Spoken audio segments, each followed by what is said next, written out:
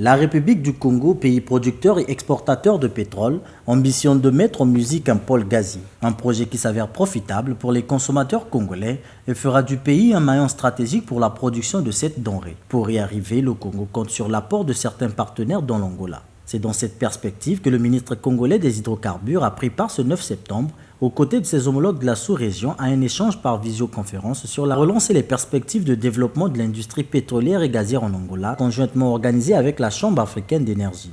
La participation du Congo à cette réunion est une valeur ajoutée pour propulser la diplomatie économique entre les deux pays producteurs de pétrole et membres de l'Organisation des pays exportateurs de pétrole. L'Angola et nous sommes deux pays frères. Sur le plan politique de façon extrêmement importante, et donc sur le plan diplomatique, et nous essayons de construire une diplomatie économique, une coopération économique, et pour l'instant on est très très loin d'être au niveau de la qualité de la relation politique et diplomatique. Deuxièmement, l'Angola et nous avons beaucoup de points communs. C'est un pays essentiellement producteur de pétrole, c'est le premier aujourd'hui en Afrique subsaharienne, on finit par devancer le Nigeria. Nous-mêmes sommes 4e pays producteur en Afrique subsaharienne. Il y a beaucoup de similitudes dans ce que nous faisons. Ils ont une compagnie nationale qui est très bien connue, Sonangol. Nous en avons une aussi, je crois, je crois qu'elle commence à être aussi connue. Je crois qu'elle commence à prendre sa place dans l'échiquier des compagnies nationales africaines, la SNPC. Et il y a beaucoup de similitudes dans les deux organisations de compagnies nationales. Ensuite, l'Angola et nous sommes membres de l'OPEP.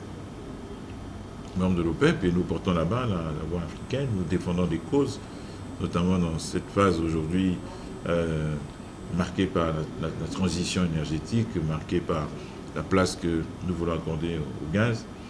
Il y a un besoin constant de se concerter pour être en parfaite harmonie dans ces instances où nous sommes.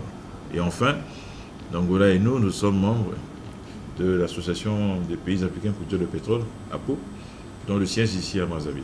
Que l'Angola et nous avons une zone d'intérêt commun, c'est-à-dire un permis, un champ que nous gérons ensemble avec comme opérateur Chevron. Ce champ s'appelle Lianzi et c'est un exemple. Bruno Jean-Richard Itoa a profité de cette tribune pour partager l'expérience du Congo dans la politique d'intégration régionale en matière de pétrole et gaz. Cette thématique invite à cet effet les pays africains à terminer les stratégies de collaboration et créer un marché unifié. Mais nous avons été invités particulièrement justement à participer à un panel qui portait sur l'intégration régionale en matière de pétrole et gaz. Comment faire en sorte de collaborer mieux, comment faire en sorte de partager nos savoirs, nos expériences, nos réussites, comment permettre à nos économies de bénéficier de l'extraordinaire concentration de production de pétrole qui est en Afrique centrale. Nous avons comme pays producteurs l'Angola, le Congo, le Gabon, le Cameroun, la Guinée équatoriale, le Tchad. Il y a peu de la RDC. Il y a peu de sous-régions africaines et même dans le monde qui est autant de pays concentrés dans la même zone et qui produisent du pétrole.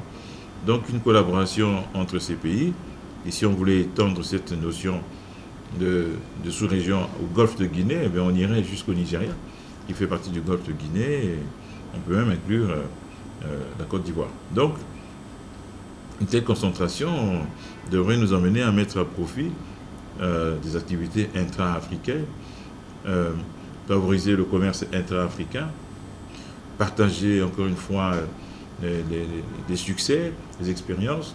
Dans la quête de dynamiser sa production pétrolière et gazière, le Congo envisage capitaliser sur l'expérience et l'expertise congolaise et d'autres pays en la matière.